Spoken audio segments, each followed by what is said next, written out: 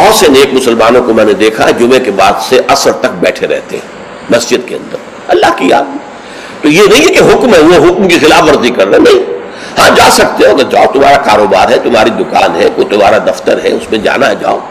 فانتشروا فی الارض وابتغوا من فضل اللہ, اللہ کا فضل تلاش کرو. اب یہاں یہ بہت اہم مقام ہے کہ مراد ہے رزق, لیکن رزق کو اللہ کا فضل قرار دیا جا رہا ہے. اس کو سمجھ لیجئے, یہ اسلام کا جو معاشی فلسفہ ہے, اس کے جو فلسفیانہ اصول ہیں, ان میں سے ایک اصول یہ ہے کہ چاہے محنت تم نے کی ہے, کھیت میں ہل تم نے چلایا ہے, بیج تم نے ڈالا ہے, اس کو سینچا تم نے ہے, پھر فصل جو ہے اس کی حفاظت تم نے کی ہے, پھر فصل کاٹی ہے, پھر تم دانے گھر لائے ہو, پھر ان کو پیسا ہے, پھر ان کی روٹی پکائی ہے, یہ سب کچھ تم نے کیا, لیکن اسے اللہ کا فضل سمجھو, اپنا کسب نہ سمجھو. کسب جو ہے وہ نیکی اور بدی کے لیے ہے. انسان نیکی کما رہا ہے, یہ اس کی کمائی ہے, بدی کما رہا ہے, یہ اس کی کمائی ہے. جہاں تک رزق کا تعلق ہے یہ اللہ کا فضل ہے, اور فضل اسے کہتے ہیں جو بلا استحقاق دیا جائے, جس کا تقاضا نہ کیا جا سکے.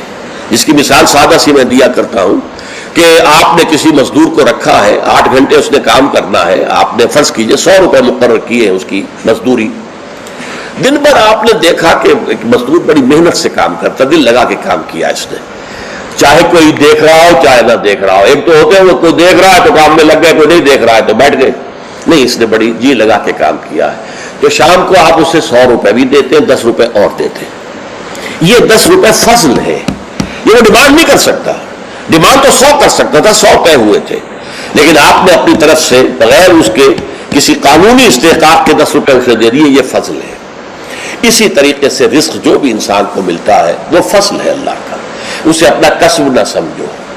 جب تم سمجھو گے یہ اللہ کا فضل ہے تو پھر دیکھو گے اللہ اس کو کس طور سے خرچ کرنا چاہتا ہے, کروانا چاہتا ہے مجھ سے, کس کس کے حقوق اللہ نے اس میں رکھے ہیں. تو فَابْتَغُوا مِن فَضْلِ اللَّهِ وَاذْكُرُوا اللَّهَ كَثِيرًا, لیکن اس میں بھی اللہ کو کثرت کے ساتھ یاد کرو. یہ نہ ہو کہ مسجد میں تو اللہ کا ذکر ہوا, باہر نکل گئے تو بھول گئے, نہیں, بلکہ یہ کہ جو کام کر رہے ہو اس میں کام میں تمہارے ہاتھ مصروف ہو اور دل تمہارا جو ہے وہ اللہ کے ساتھ لگا ہوا ہو. جسے آپ کہتے ہیں پنجابی میں ہتھ کارول دل یارول. یہ ہے ذکر کثیر, اور ذکر کثیر کا سب سے بڑا ذریعہ کیا ہے کہ جو مصنون دعائیں ہیں حضور صلی اللہ علیہ وسلم سے, رات کو سونے لگے ہیں تو دعا ہے, صبح اٹھے ہیں تو دعا ہے, بیت الخلاء میں داخل ہو رہے ہیں تو دعا ہے, باہر نکلے ہیں تو دعا ہے. ظاہر بات ہے کوئی ایکسٹرا ٹائم تو آپ کا نہیں لگ رہا, وہ کام کر رہے ہیں آپ, لیکن ہر کام پہ کرتے. شیشہ دیکھا ہے, آئینہ دعا ہے, کپڑے بدلے ہیں دعا ہے, گھر سے نکلے ہیں مسجد کے لیے دعا ہے, مسجد میں داخل ہوئے تو دعا ہے, مسجد کے اندر تو ذکر ہے ہی ہے سارا, باہر نکلے ہیں تو دعا ہے, بازار میں داخل ہو رہے ہیں تو دعا ہے, بازار سے واپس آ رہے ہیں تو دعا, ہر کام کے لیے دعا ہے. یہ دعا جو ہے یہ ذکر کثیر کا سب سے بڑا طریقہ ہے, ذریعہ ہے. اور اس کے اندر دوہری ہے بات کہ ایک تو آپ کا اللہ سے تعلق قائم ہو گیا کہ آپ نے دعا اللہ سے کی ہے, ایک آپ کا تعلق حضور کے ساتھ قائم ہو گیا کہ آپ نے الفاظ وہ استعمال کیے جو حضور کے الفاظ ہیں. تو گویا کہ 2 نسبتیں تازہ ہو گئیں جب بھی آپ نے ایک مسنون دعا پڑھی ہے. تو دعا ادعیہ مسنونہ جو ہے در حقیقت وہ دوام ذکر کا سب سے بڑا ذریعہ ہے. اس کے لیے علیحدہ سے وقت نکال کر کوئی آسن بنا کر اور کوئی ضربے لگا کر اس کی ضرورت نہیں, بلکہ ہر کام کرتے ہوئے تو زندگی کے ہر کام کے ساتھ دعا ہے, اور وہ دعا ہے مسنون جو حضور سے ثابت ہے.